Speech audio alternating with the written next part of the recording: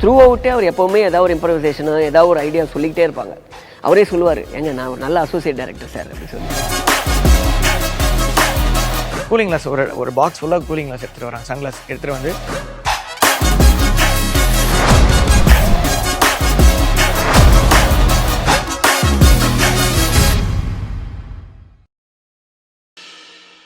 நாங்கள் எங்கள் பிள்ளை மேலே ரொம்ப நம்பிக்கை வச்சுருந்தோம் தம்பி.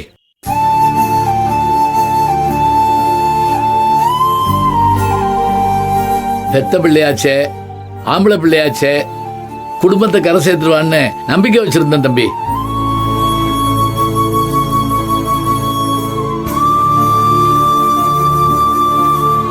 ஆனா அவன் எங்க குடும்பத்தை வேரோட குளிக்கல தள்ளி மண்ணள்ளி போட்டு போயிட்டான்.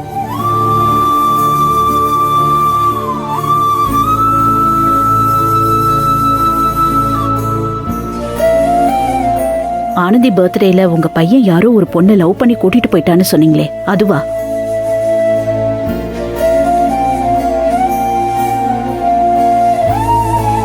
அவ அதை மட்டும் செஞ்சிருந்தா கூட அவனை மன்னிச்சிருப்பேன். அதுக்கு மேல ஒரு படு பாதகத்தை இல்ல அவன் செஞ்சுட்டு போயிட்டான்.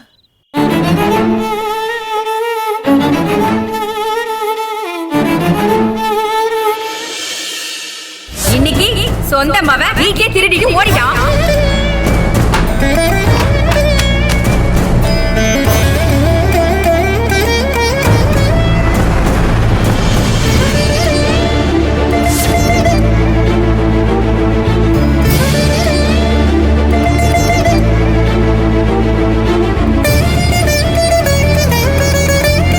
அதுக்கப்புறம் நாங்க படாத கஷ்டமோ அவமானமோ இல்ல.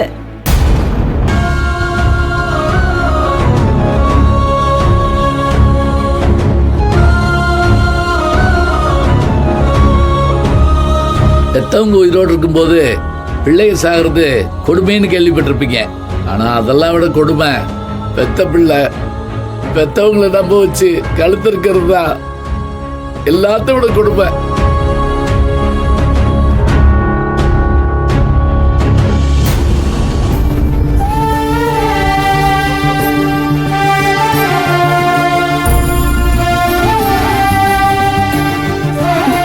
அப்பா அழாதீங்கப்பா, நானும் ஆனந்தியே இருக்கோம்லப்பா. அழாதீங்கப்பா, நாங்க இருக்கிற வரைக்கும் நீ எதை பத்தியும் கவலைப்பட தேவையில்லைப்பா.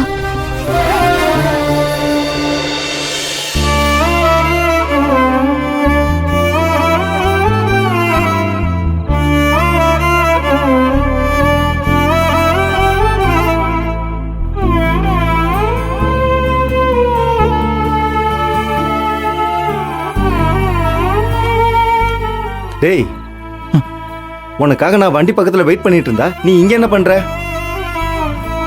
டேய், என்னடா ஆச்சு? ஒன்றும் இல்லடா. சரி வா, கஸ்டமர் வீட்டில் சாப்பிட கூப்பிட்டாங்க, சாப்பிட்டு வந்துடுவோம்.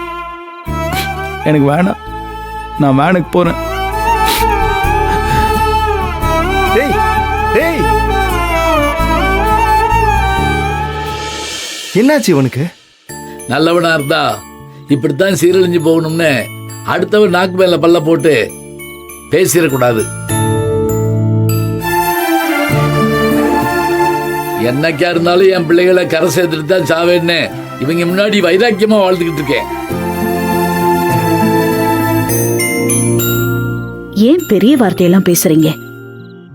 உங்க நல்ல மனசுக்கு எல்லாம் நல்லதாவே நடக்கும். தைரியமா இருங்க, எதுக்கும் கவலைப்படாதீங்க. ஆனந்திதான் அதுக்கப்புறம் எங்களுக்கு நம்பிக்கையே கொடுத்தா.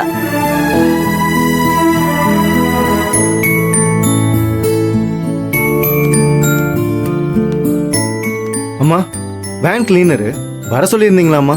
ஆமாப்பா, சாப்பிட வர சொல்லியிருந்தேன். உள்ள உட்காருங்க, சாப்பாடு போடுறேன். இல்லம்மா, என் கூட டிரைவர் ஒருத்தர் வேன்ல இருக்காரு, அவரால் வேனை விட்டு வர முடியாது. சரிப்பா, அப்ப நீ வேன் கிட்ட போ, நான் சாப்பாடு எடுத்துட்டு வந்து. சரிங்கம்மா. சரி, ஏதோ பேசி உங்க நிம்மதியெல்லாம் கெடுத்துட்டேன். நீங்க போய் தூங்குங்க.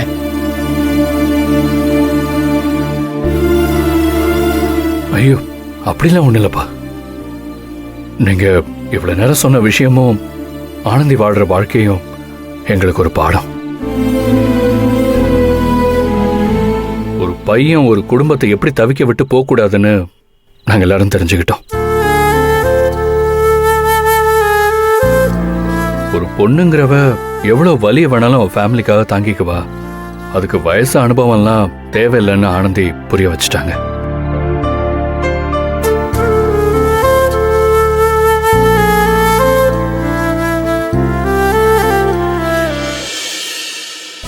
சரி, எல்லாரும் சீக்கிரம் போய் படுங்க. நான் அந்த பசங்களுக்கு சாப்பாடு கொடுத்துட்டு வந்துடுறேன்.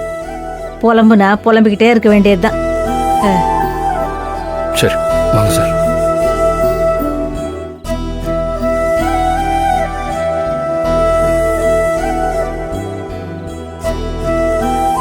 ஆனந்தி, வா போலாம்.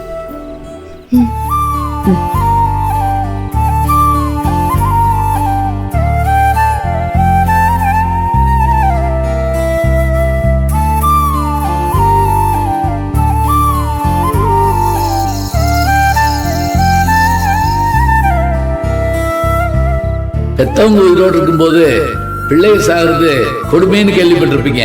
ஆனா அதெல்லாம் விட கொடுமை பெத்த பிள்ளை பெத்தவங்களை நம்ப வச்சு கழுத்து இருக்கிறது தான் எல்லாத்த விட கொடுமை.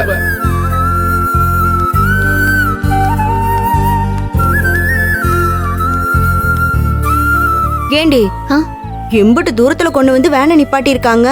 ஒவ்வொரு தடவையும் எம்பிட்டு தூரம் வந்து சாப்பிட்டுட்டு போவாங்க. பட்டணத்துக்காரங்கல்ல, நம்ம ஊர்ல பாதுகாப்பு இருக்காதுன்னு நினைச்சுக்கிட்டு வண்டியை இம்புட்டு தூரம் கொண்டு வந்து போட்டிருக்காங்க. சரி சரி, கூப்பிடு, சாப்பாடு கொடுத்துட்டு கிளம்புவோம். அண்ணே, டிரைவர் அண்ணே, சாப்பாடு எடுத்துக்கிட்டு வந்திருக்கோம், வெளியே வந்து வாங்கிக்கோங்க.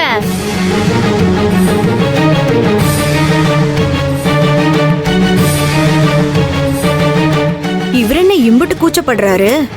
அவருக்கு ஏதோ உடம்பு சரியில்லைன்னு கூட வந்து இன்னொரு அண்ணன் சொல்லிச்சு, அதே நினைக்கிறேன். அண்ணே, நாட்டுக்கோழி குழம்புதே கொண்டு வந்திருக்கிறேன். எங்க வேலண்ணனுக்கு எப்பெல்லாம் உடம்பு முடியலையோ அப்பெல்லாம் எங்க ஆத்தா அததேன் செஞ்சு கொடுக்கும். சாப்பிட்டு படுத்தியனா உடம்பு சரியா போயிரும், வந்து வாங்கிருங்க. ஐயோ, தம்பிக்கு ஏதோ உடம்பு முடியலன்னு நினைக்கிறேன். நீ உள்ள போய் கொடுத்துட்டு வா. சரிக்கா.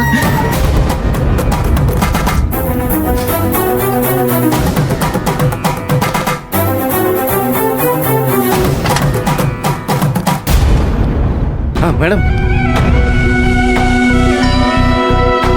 அண்ணே, சாப்பாடு கொண்டு வந்திருக்கிறோம், நீங்க இல்லையா, அதே டிரைவர் அண்ணன் கிட்ட கொடுக்கலான்னு இருந்தேன்.